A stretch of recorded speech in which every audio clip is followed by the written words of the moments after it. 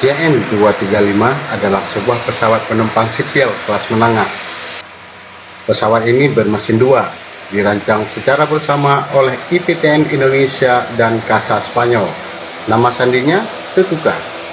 Produksi di kedua negara dimulai pada Desember 1983. Di Indonesia, pesawat ini mulai terbang pertama kali pada tanggal 30 Desember 1968 atau 3 tahun setelah mulai produksi.